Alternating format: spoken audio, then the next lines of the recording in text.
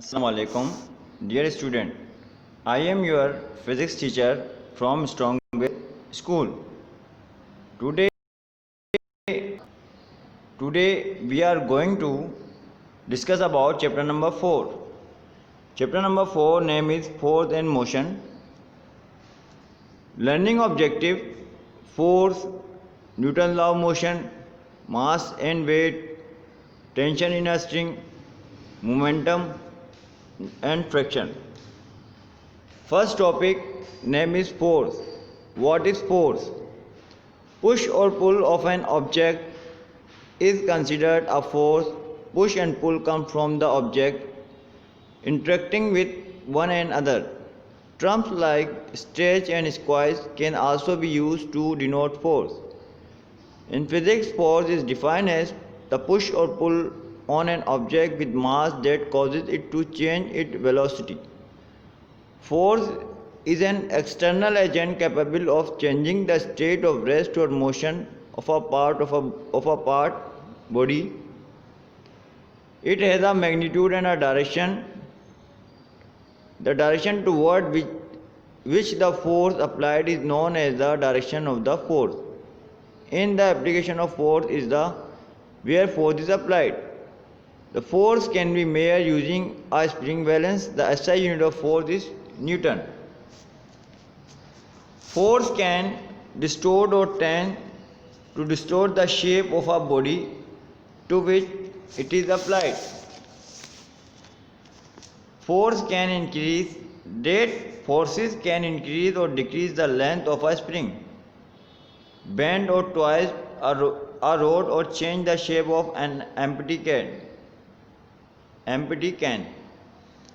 Thus, force may also be defined as any agent which produces distortion in a body to which it is applied. Now, second topic, law of motion. Law of motion, Newton formula 3 laws of motion. In 1687, Newton, in his book The Mathematical Principle of Natural Philosophy, in which the man studies motion of planets and other heavenly bodies. In his book, Newton sums up the basic principle of motion in 3 laws, which are as follows. Number 1. Newton's first law of motion. Newton's first law of motion is also known as the law of inertia. Statement: every body continues its state of rest or uniform motion in a straight line, in a straight path, until it is acted upon by an external or unbalanced force to change its state of rest or uniform motion. Explanation: this law consists of 2 parts. When a body is at rest, when body is moving with uniform velocity. When body is at rest, Newton's law states that when a body is at rest, it continues its rest unless we apply a force on it. When we apply a force, it changes its state of rest and starts moving along a straight line. B. When body is moving with uniform velocity. Newton's law states that when a body is moving, it moves in a straight line with uniform velocity, but when we apply an opposite force, it changes its state of motion and comes to rest.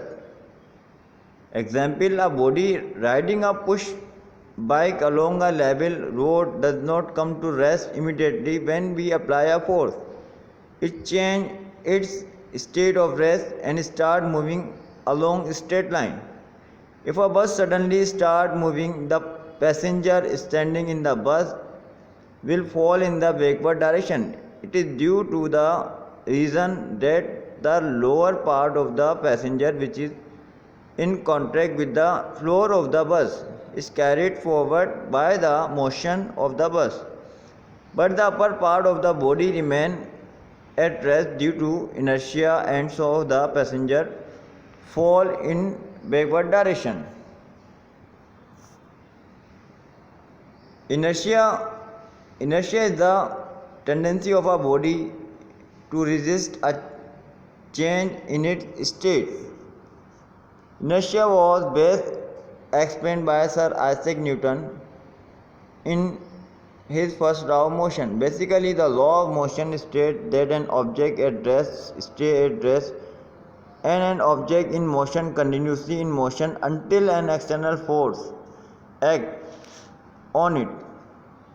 Several examples of inertia.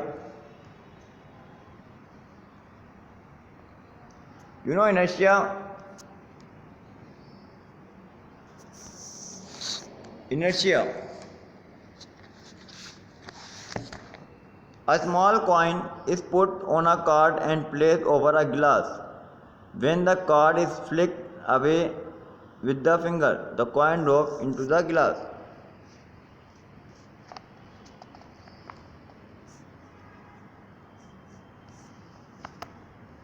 The following two important conclusions can be drawn from Newton's first law of motion.